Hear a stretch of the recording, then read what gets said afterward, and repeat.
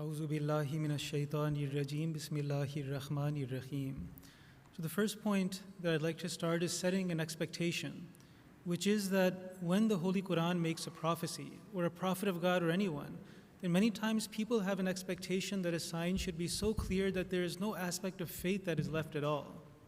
Whereas the promised Messiah ﷺ explained that the purpose of a sign is always something that takes a certain level of insight and spirituality to understand and to grasp. So when we speak about Quranic prophecies of nuclear war, then this is one thing that we should have in mind, that the chapter that I will refer to contains certain indications, and those are indications that we should explore and we should look into and see to what extent those indicate towards nuclear war. Now the chapter that I'll refer to, I think they're working on getting the presentation up. The chapter I'll refer to is a chapter that we're familiar with, which is Surah Hutama. And we've all read Surah Hutama, many of us have it memorized. And most of us are familiar with the fact that the fourth Khalifa, Rahmatullah alayh, explained how nuclear war is prophesied in this chapter.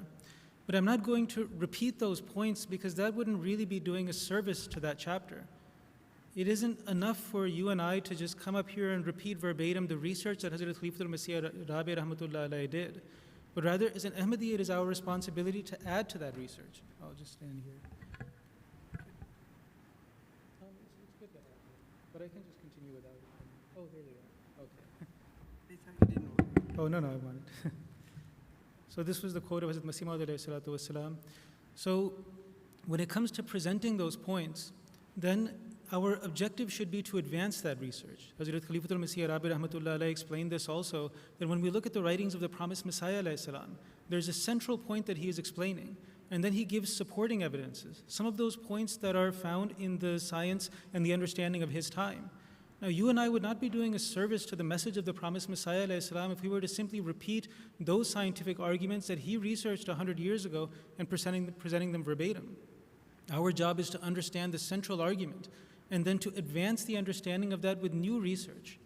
So similarly here, with these points from Revelation Rationality, I'll take that same central point of Hazrat Khalifatul Masih Rabi Rahmatullah alayhi, that this chapter speaks of nuclear war, and then explain it from a different angle, which advances that same central point to the best of my knowledge and my effort that Huzur made. Now here, the verse that we are familiar with is Kalla la yumbazanna fil hutama, that those people, and Huzur explained, particularly those people in the latter days, they would be cast into a crushing punishment.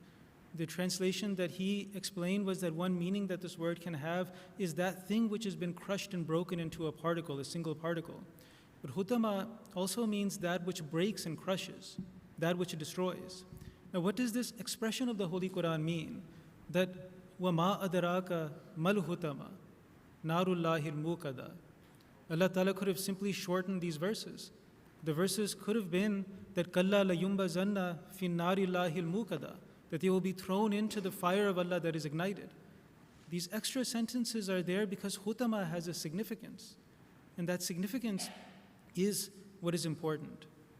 Now, there is one point in the tafsir of this verse, in one of the Arabic tafsirs, talking about the word hutama, that inna itlaqa hazal wasafi ala jahannama min mustalahatil Quran, that the application of this word on Jahannam, on the punishment of the hereafter, is one of the terminologies of the Holy Quran. However, walaysa fi kalamil arabi itlaqu hazal wasafi ala nar, that in the general Arabic language that was spoken, this word is not used for fire. So understanding the difference between a Quranic terminology and general terminology is important. One time in Jamia and Quran translation class, I was completely zoned out. And the teacher asked me, what does Hawiya mean? I didn't know what Hawiya meant, but I had the chapter memorized. So just automatically I remembered that it comes after that وَمَا أَدْرَاكَ مَا هِيَ. What would make you know what it is? Narun Hamiya.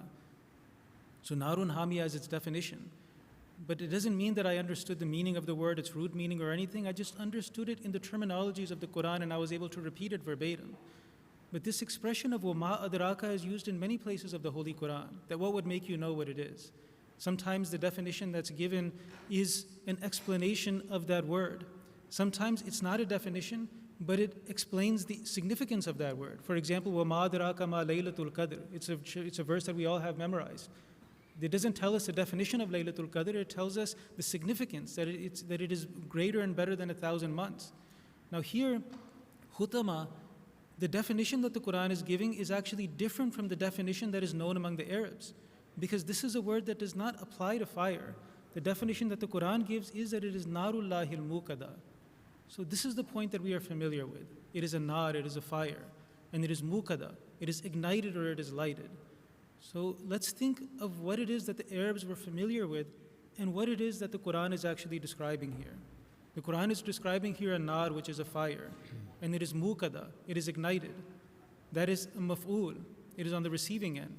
The fa'il is hutama. Hutama is the doer of an action, like the words you see in the beginning of the chapters of humaza and lumaza, a person who does the action of backbiting and slander.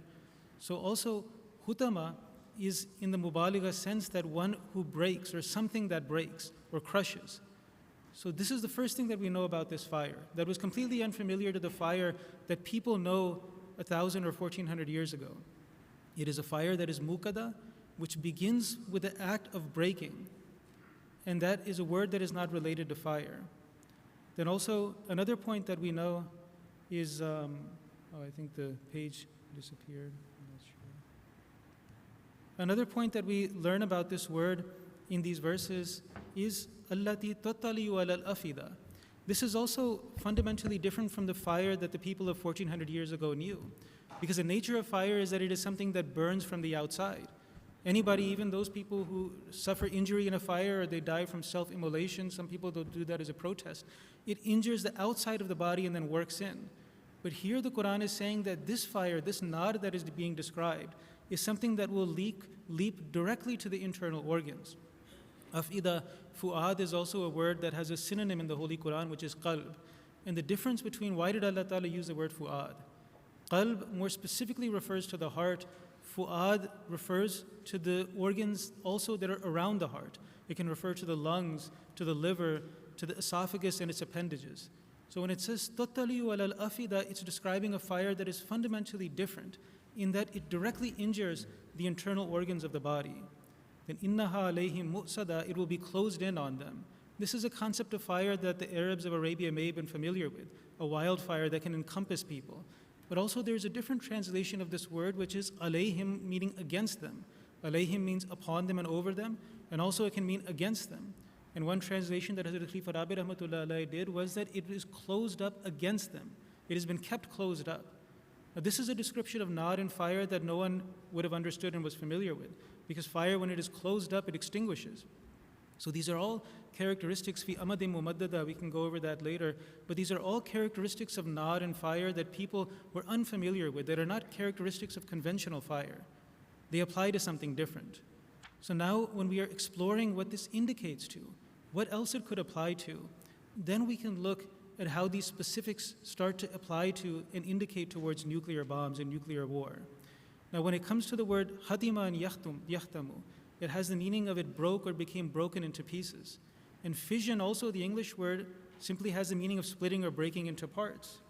So nuclear fission, the starting point of a nuclear reaction is fission, is hutama, is breaking. So the nar of narullahil muqada, which is ignited, it is ignited from the starting point of nuclear fission, of something breaking. This is the fire that we know today that begins with a breaking at the first point, which is not applicable directly to fire. So this is the first indication of that, how that breaking results in a fiery explosion.